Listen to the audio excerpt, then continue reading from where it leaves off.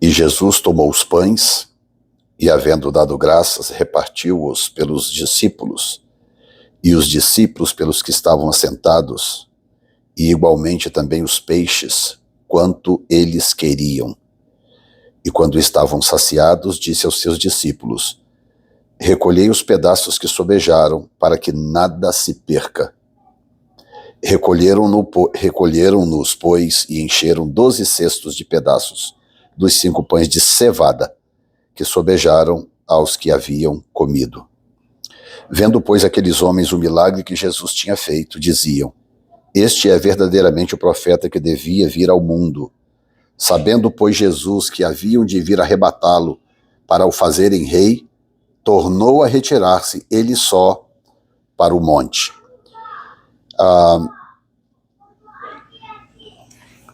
Textos como este, onde a profundidade é muito, muito grande, a gente tem que olhar sempre com um olhar de pureza e de dependência do Espírito Santo. Talvez um dos maiores problemas do povo de Deus hoje é tratar a Bíblia como se a Bíblia, mesmo sendo um texto puro, um texto santo, mas tratar a Bíblia como se ela não tivesse mais surpresas.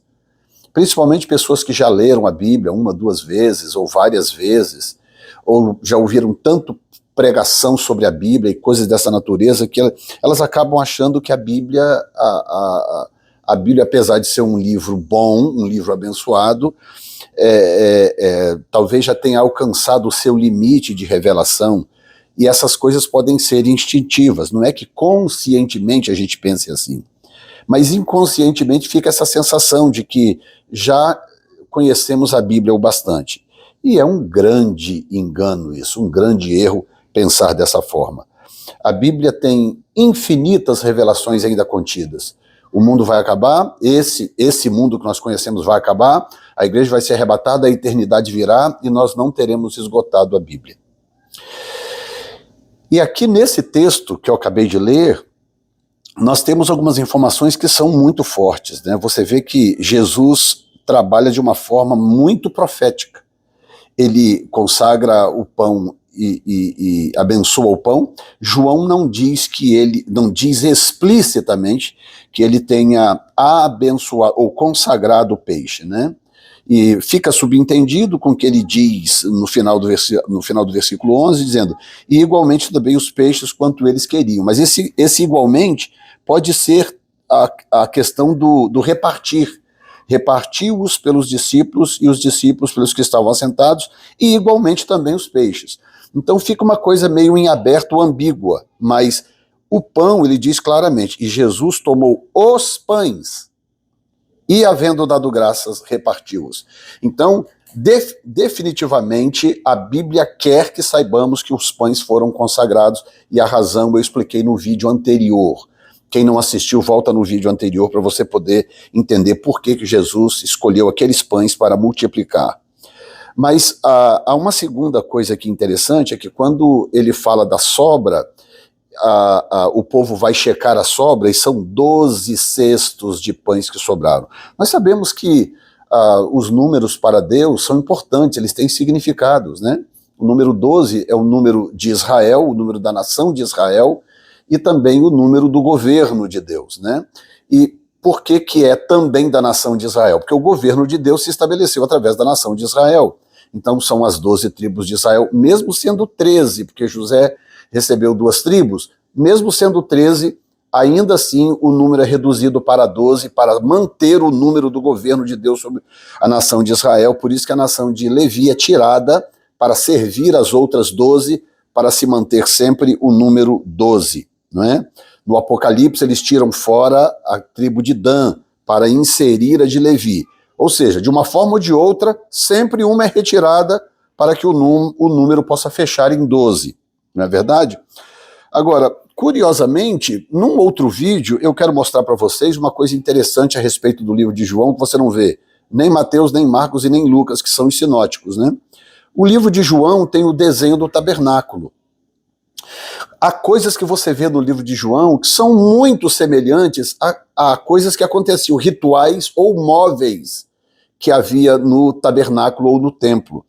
Um deles é esse aqui, nós vemos aqui um símbolo da mesa dos pães da proposição.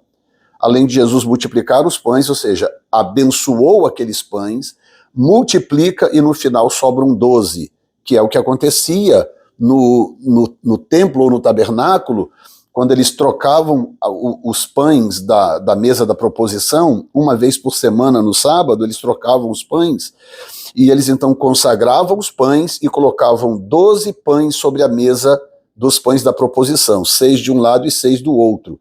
Então toda semana aquilo era feito, eram trocados os pães eram consagrados ao Senhor, e 12 pães eram colocados sobre a mesa, representando as 12 tribos de Israel. Então o que Jesus está mostrando aqui, quando ele diz, vão lá e recolham o que sobrou? Tipo assim, sobrou ainda, Jesus? Nós alimentamos milhares de pessoas com 5 pães e 2 peixes, e o senhor está dizendo que ainda sobrou pão? Vão lá que vocês vão ver. Aí quando chegam lá tem 12 cestos. O que Jesus está dizendo? Jesus está dizendo que ele é o pão vivo que veio para alimentar as 12 tribos de Israel. Ele é o pão que Israel esperava. Ele é o pão vivo que sacia a fome do seu povo, das 12 tribos de Israel. Cada cesto de pão daquele representava uma das tribos, para mostrar que sim, ele é o Messias e ele veio com esse propósito, e não adianta esperar por outro, porque ele é o provedor do seu povo.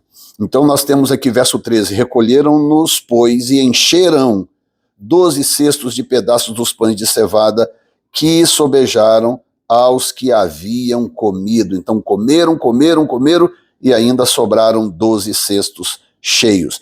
Então você vai ver em todo o livro, eu não vou tratar desse assunto agora, eu vou tratar disso num outro vídeo, mas você vai ver coisas ligadas ao tabernáculo registradas no livro de João, e só no de João.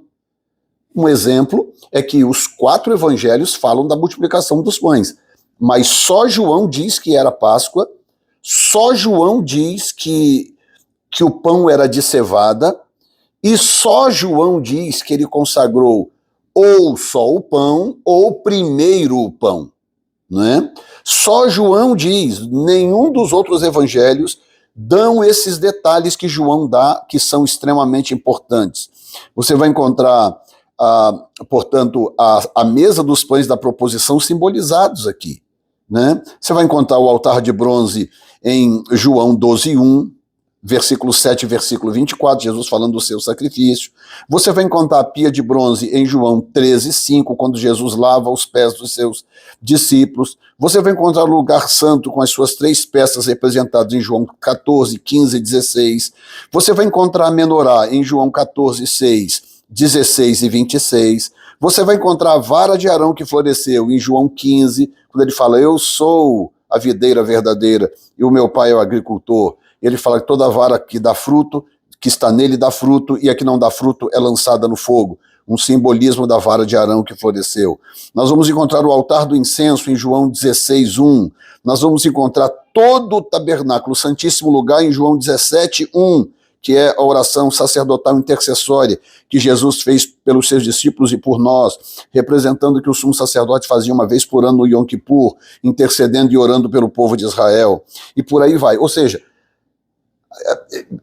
soberanamente falando, João escreveu o evangelho dele, delineando o tabernáculo e todas as funções e objetos do tabernáculo, apontando para Cristo como sendo o cumprimento de tudo aquilo. Portanto, aqui no capítulo 6, do versículo 9 em diante, é importante João dizer que o pão é de cevada. Está aqui um rapaz que tem 5 pães de cevada. É importante ele dizer que o pão aqui é de cevada, porque os pães da mesa da proposição eram de cevada, e sempre 12 de 6 em 6 sobre a mesa por uma semana, consagrados ao Senhor, representando as 12 tribos de Israel. Por isso, 12 pães. Por isso, Jesus fez sobrar 12 cestos, né? E no verso 14 diz, vendo, pois, aqueles homens o milagre que Jesus tinha feito, diziam, este é verdadeiramente o profeta que havia de vir ao mundo. Então você vê que, embora fosse rasa a compreensão que aquelas pessoas tinham de Jesus, era muito rasa, mas mesmo sendo raso, você vê que esse tipo de milagre despertava no povo um ímpeto para reconhecer quem ele realmente era, embora eles não conseguissem passar da superfície, né? E no verso 15 há um exemplo tremendo, eu vou terminar com isso. Jesus, sabendo, pois, Jesus que haviam de vir arrebatá-lo para fazerem rei, tornou a retirar-se ele só para o monte. Ora, mas fazer rei não é uma coisa boa? Tipo, Jesus não veio para ser o rei dos judeus? Não é esse o propósito da vinda de Jesus? No final das contas, ele não virá num cavalo branco e na sua coxa escrito Rei dos Reis e Senhor dos Senhores? Não é para isso que ele veio? Mas aqui fica uma lição inesquecível que Jesus deixou para nós. O certo na hora errada acaba se tornando errado. Por que que muitas pessoas se perdem no relacionamento com Deus, principalmente ministerialmente falando? Pessoas que forçam uma inserção no ministério, só porque sabem que tem uma chamada, só porque sabem que Deus prometeu e etc., forçam a entrada dentro do ministério, por exemplo. Ou forçam alguma coisa, porque Deus disse, Deus prometeu, a pessoa vai lá e faz acontecer, força para acontecer, não sabendo ela que a coisa certa, na hora errada, acaba se tornando a coisa errada. Nunca se esqueça disso. Jesus veio para ser rei, sim, mas não naquele período. O momento dele se tornar rei ou ser reconhecido como rei ainda está para chegar. E ele sabia que ser rei era a coisa certa, mas o momento estava errado. Então, quando ele percebeu que havia uma movimentação para tentar arrebatá-lo, para fazer dele rei, ele falou, tô fora, subiu para o monte e foi estar na presença do Pai, para que o seu ego não fosse afetado. Jesus se protegia de todas as formas, porque não se esqueça, gente, Jesus era perfeito, enquanto andou na terra, 100% perfeito, mas isso não quer dizer que ele não era tentado. Adão foi tentado enquanto era perfeito, e caiu. Então Jesus era perfeito, mas a tentação vinha para ele como vem para todos nós. Então o que ele tinha que fazer? Ele tinha que agir da forma apropriada, de acordo com a vontade do Pai. Lembra que ele falou no capítulo 5? Não, eu só faço aquilo que eu vejo o Pai fazendo. O Pai trabalha até agora, eu trabalho também. Então tudo que ele fazia era de acordo com o Pai. Então quando começou aquela movimentação, o Pai falou, filho, sai porque é golpe. Sai porque isso é trama maligna. Não é a hora de você ser rei ainda. Saia e vai para o monte. Ele foi para o monte, para a presença do Pai. Hoje em dia as pessoas estão brigando, lutando por posição, por título, por uma série de coisas, como se isso fosse tudo, ou como se isso resolvesse as coisas. Quantas pessoas que ganham um título e dali para frente se perdem? Quantas pessoas que são ordenadas ou consagradas dali para frente param de produzir, ou se perdem, a soberba entra no coração? Por quê? A coisa certa, na hora errada, acaba se tornando a coisa errada. Então que Deus tenha misericórdia de nós, nos guarde e nos proteja. Espero ter te abençoado mais uma vez. Comente aqui embaixo o que você entendeu e deixe aqui o seu comentário, que eu gosto muito de ler os comentários. Deixe o seu like, muito importante, e se inscreva no canal. Outra coisa, manda esse vídeo para os seus amigos e peça para eles se inscreverem também. Tá bom, queridos? Um beijo para todos, até o próximo vídeo, se Deus quiser.